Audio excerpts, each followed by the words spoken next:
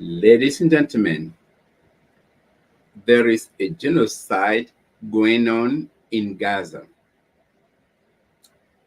And for those who are well informed, you know how the state of Israel was created in 1948 by the Great Britain. And we all know if you search, if you Google, you have check all engine of research, you will notice, you will learn that before that area belonged to Palestinians. And the Great Britain in 1948 created a state called what is now called Israel, and it was validated by the United Nations. So that is a very recent state created. And the creation of that state has always been controversial from the beginning. Should someone push other people from their land to create another state? That's the question nobody is able to answer at this time. Or they know the answer, but they don't want to answer that question. That question. So since then, Israeli, those two states are now they are fighting, killing each other, and there is an apartheid created in Gaza. Basically, those people living in Gaza they have no right, they have limitation, they cannot do anything in their own land. It is well known, well documented. Too much injustice going on in their own area, and what is really disturbing me is that the United Nations is purposely silent, which clearly means that the United Nations is powerless and is useless. I really mean it. If the United Nations cannot solve an international problem, then we need to put an end to that organization. People are lying, people are dying. There is a serious genocide going on in the Gaza territory. And I'm a peacemaker. I will never support any individuals or a group of individuals killing each other. When you start killing people, you don't have my support. So I'm not supporting Hamas. I'm not supporting what Israel is doing. And we all know that what is called Hamas was created by those who are today describing or qualifying them as terrorist group. If you created a terrorist group, why are you complaining today? Because you created it to solve your problem. We all know. So the most recent conflict started, what is happening now started when Hamas went in Israel and launched an attack and took many people hostage. And since then, they are really fighting. Uh, Israel could have targeted only those people from Hamas and save civilians. But that's not the case. Israel is killing a lot of civilians, bombarding, destroying Gaza. At a certain point, it looks like a kind of retaliation. And we all know that that's overpower. Using too much power to solve a problem is not the solution. So many people are dying under the watch of the international community. We all agree that people are dying on both sides. But does that mean that we should not stop that war and find a peaceful solution? What is preventing the United Nations to impose a permanent ceasefire to find a peaceful solution to that war?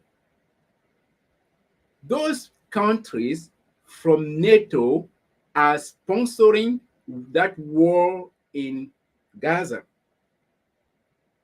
They send a lot of weapons to support Israel in what is being done.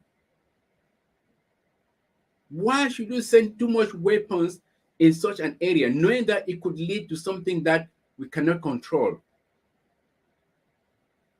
Are you sure that we can solve the problem with all those weapons you send there? Those weapons are being used to commit genocide.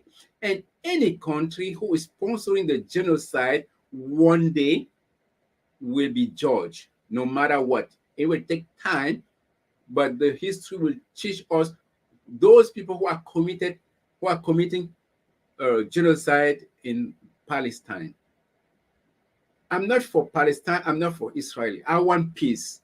I need peace in that area.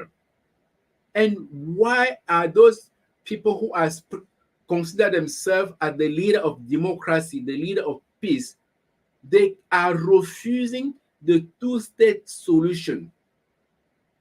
At a certain point, it was said that to have a permanent solution, the land is going to be divided into two, one portion for Palestinian and another portion for Israeli. Why they are opposing that solution? Because it is an opportunity for them to sell weapons, to keep selling weapons to build their economy, to balance their economy. The NATO countries are indicating they are all involved in that war, that nasty war. They are openly involved. And anyone who is trying to talk about the peaceful solution or to say you are not supposed to kill too much people there, you become an enemy. You become an enemy because they want the truth to come from them. But the truth is that Israel is not supposed to do what is being done at this point. Israel is overusing its power, going even in some neighbor countries to kill people in the name of that war. That's nonsense. I don't support war. We need to stop that war now, that genocide. The blood of Palestinian and the blood of Israelian are the same. They both have red blood in their vein. What is the problem? Do you know that if such a problem continues, it can lead to a third world war? Do you think that those Arab people are still going to continue to see their people die without taking any action? I really doubt. Israel is using too much power to solve the problem, bombarding the whole territory. But I'm suspecting that it will not be the answer. That will not solve the problem. If you notice now, those living in that area of Israel are now in a very serious danger, more than ever. It's better to be somewhere in America or England than to be in that area now. And the situation may continue, the fight may continue for a long time. So how can you explain to me how that fight can put an end to the violence, or you can win such a war? You can't. You cannot win such a war because people are asking for a permanent peaceful solution, which is the two-state solution. Anyone who is opposing that option is not helping those two people to live together. And we all know that Israel lives on tourism. And if the war continues, its economy may collapse. For example, on the eve of this New Year and Christmas and New Year, you don't have tourists going there because people are fighting. No tourist can go in such an area where people are fighting. So who is losing? Please stop that genocide now. So many people are dying under the watch of the international community. What is the purpose? What's the role of the United Nations? If the United Nations cannot solve such a problem, please let them close down their office.